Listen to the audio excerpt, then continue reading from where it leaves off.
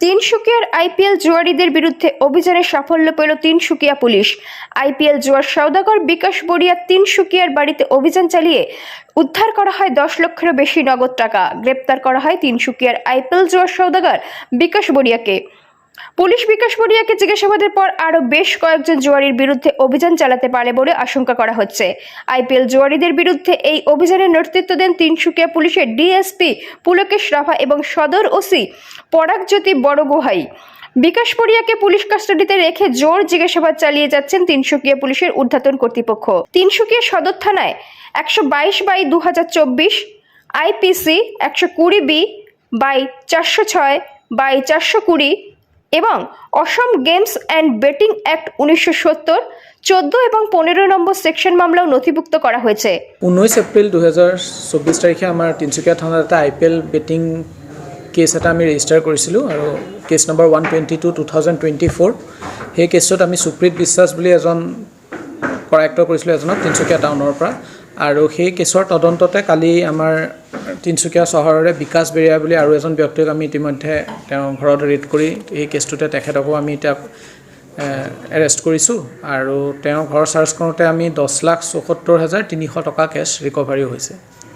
আৰু বাকী এতিয়া আমি কেছটোৰ তদন্ত চলাই আছোঁ, ইয়াৰ লগত আৰু বাকীখিনি তথ্য উলিয়াবলৈ আমি চেষ্টা কৰি আছোঁ। হয়, আমি যে অলৰেডি 19 তাৰিখৰ যিটো কেছ আছিল তাত কিছুমান তথ্য পাইছিলোঁ। সেই তথ্যৰ ভিত্তিতে আমি ইনভেষ্টিগেশ্যন চলাই আজি এতিয়া আমি বিকাশ বেৰিয়াক ধৰিবলৈ সক্ষম হৈছোঁ। আৰু এতিয়া ইয়াৰ পিছত বাকীখিনি আৰু তেওঁলোকৰ লগত কোন কোন জড়িত আছে বা ফাইনেন্সিয়েল পাৰ্ট যিখিনি আছে সেইখিনিও আমাৰ তদন্তত আনিবলৈ চেষ্টা কৰি আছোঁ।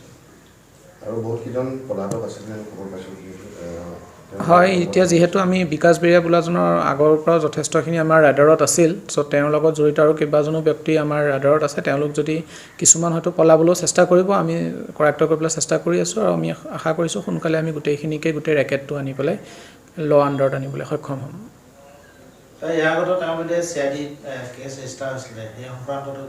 আমি সেইখিনিও এতিয়া যিহেতু এতিয়া খুব প্ৰাৰম্ভিক পৰ্যায়ত আছে, চ' তেওঁৰ ওপৰত আৰু যদি বেলেগ ষ্টেট বা বেলেগ ৰাজ্য বা বেলেগ ডিষ্ট্ৰিক্টত যদি কিবা কেছ আছে সেইখিনিও আমি এতিয়া আমাৰ তদন্তৰ আওতাত আনিম।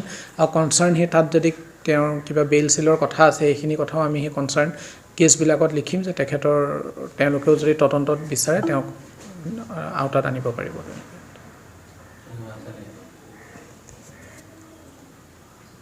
মানে ধৰি লওক এতিয়া যিটো আইপিএলক লৈ যিটো যোৱা চলি আছে, অনলাইন যোৱা বুলি কোৱা হয়, এই ভিতৰত বিকাশ বেৰিয়া জড়িত থকাৰ বাবে কিবা ক্লিউ পাইছে নেকি? আমি আগৰ যিটো মই কৈছোঁ 19 তাৰিখৰ কেছটোত আমি যিজন ব্যক্তিক এৰেষ্ট কৰিছিলোঁ তেওঁৰ পৰা যথেষ্টখিনি তথ্য পাইছিলোঁ। সেই তথ্যৰ ভিত্তিতে আমি তেখেতৰ ওপৰত আমাৰ একশ্যন হৈছে। চ' আমি লিগেলি আমি তেওঁৰ ওপৰত এভিডেঞ্চ পাইছোঁ, কিন্তু এভিডেঞ্চখিনি আৰু ষ্ট্ৰং কৰিবলৈ আমাক আৰু অলপ সময় লাগিব। আৰু এতিয়া যিহেতু আমাৰ এৰেষ্ট হৈ গৈছে, তেওঁক আমি এতিয়া কোৰ্টত প্ৰডিউচ কৰি কাষ্টডি বিচাৰি বাকী তদন্তখিনি আগবঢ়াই লৈ যাম।